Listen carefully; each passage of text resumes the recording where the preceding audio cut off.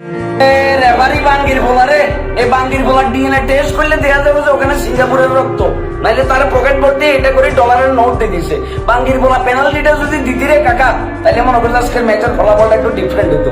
কপাল খারাপ, 8 লাখ বাংলাদেশ ম্যাচ হারিয়ে গেছি আমরা, কিন্তু আমাদের প্লেয়াররা সমর্থন হারায় নাই।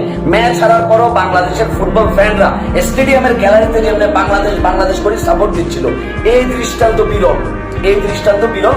আমাদের মূল প্রবলেমে আসা যাক। আমাদের মূল প্রবলেম আমাদের ফিনিশিং।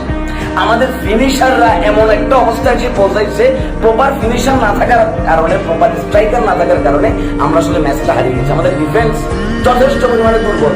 মিতুল ভাইয়া তুমি ভালো গোল কিপার, কিন্তু যে 2টা গোল ওভার পাটনামের জন্য আমরা খাইছি, তখন আমি বারবার দক্ষিণ এশিয়ার শ্রেষ্ঠ গোলকিপার আনিসুর রহমান জিকুরে মিস করতেছিলাম যে জিকু তুমি থাকলে কি তার জায়গায় এভাবে ডিসিশনটা কি নিতাম এই সিচুয়েশনে।